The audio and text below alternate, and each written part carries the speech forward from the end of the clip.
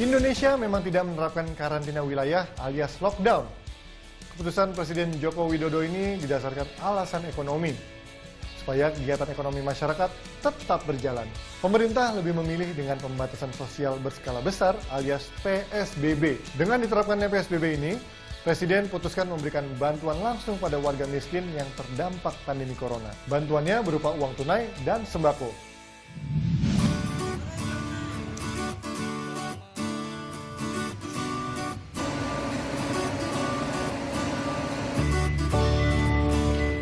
Sejak awal April, mobil Alphard Velfire ini berkeliling kota Garut, Jawa Barat. Ternyata, si pemilik kendaraan, Aten, membagikan sembako gratis kepada warga setempat. Pengusaha besi asal Limbangan Garut ini mengangkut ratusan kilogram paket-paket sembako di mobil mewahnya. Masing-masing paket terdiri dari 10 kilogram beras, minyak goreng, mie instan, dan juga uang tunai. Taati imbauan pemerintah tentang menjaga jarak fisik, Aten pun meminta warga tidak berkerumun.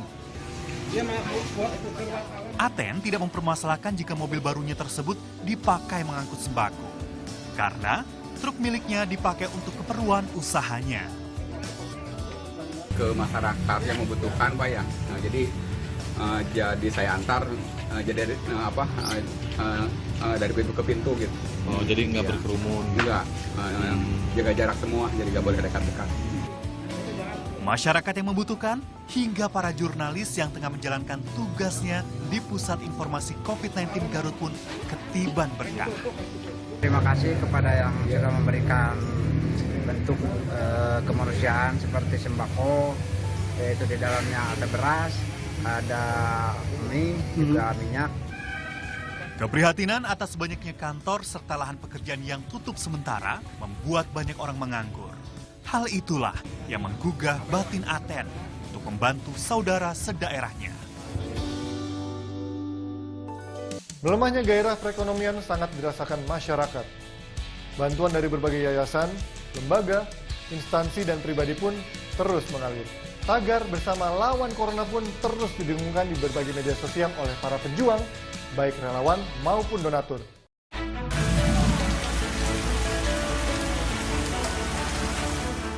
Di Makassar, Sulawesi Selatan sedikitnya ada 60.000 kepala keluarga yang mendapatkan santunan dan bantuan sembako. Bantuan ini diberikan secara bertahap oleh pemerintah kota.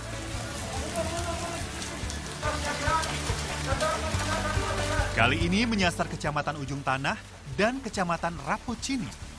Meski dalam kondisi hujan, pemberian sembako terus dilakukan agar warga tidak kelaparan. Proses pendistribusian ini melibatkan anggota TNI dan Polri. Pembagian sembako ini diberikan bagi warga yang kurang mampu dan yang kehilangan penghasilan akibat COVID-19.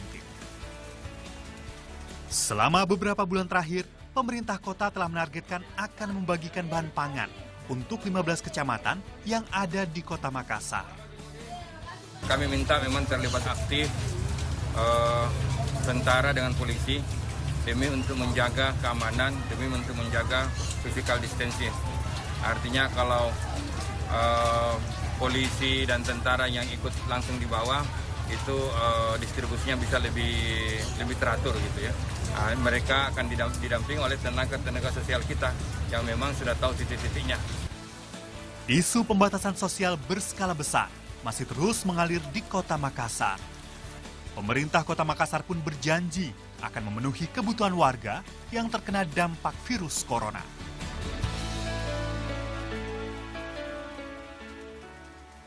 Nah, bantuan bisa beragam bentuknya. Saat ini banyak juga yayasan atau lembaga resmi yang menerima bantuan berupa makanan siap santap atau nasi bungkus. Tapi ingat ya, kalau ingin menjadi pejuang COVID-19 dengan berdonasi melalui pihak lain, pilih yayasan atau lembaga resmi yang sudah diakui oleh pemerintah.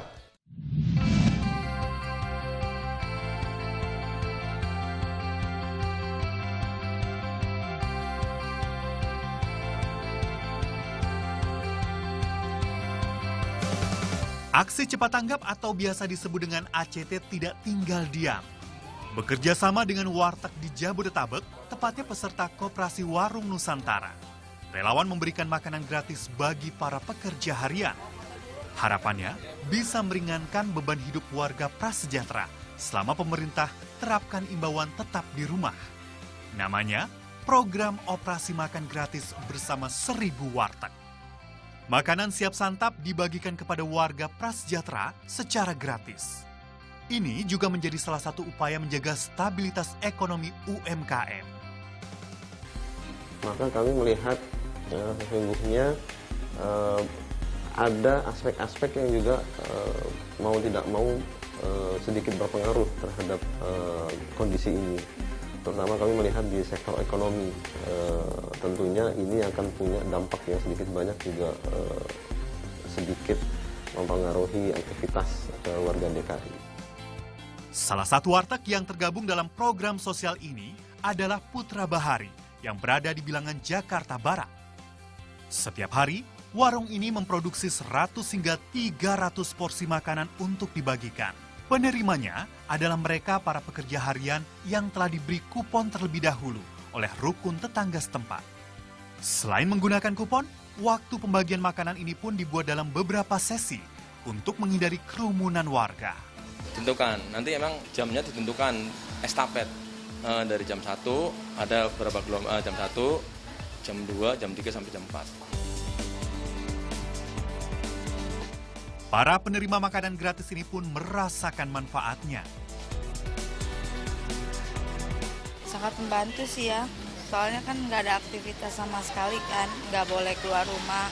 Sangat ngebantu sih, ngebantu keluarga juga. Hingga minggu pertama bulan April saja, sudah ada 51 warteg di Jabodetabek yang siap menyalurkan makanan. Program ini menargetkan mengajak 1000 warung untuk ambil bagian. Nah, para pejuang, para pemilik warteg, ditunggu nih kiprahnya untuk membantu warga yang membutuhkan. Yang akan hadir berikutnya ini menjadi salah satu cara mengusir kebosanan atau sekedar menjalin silaturahmi di tengah badai virus corona. Tunggu saja deh, wahai pejuang.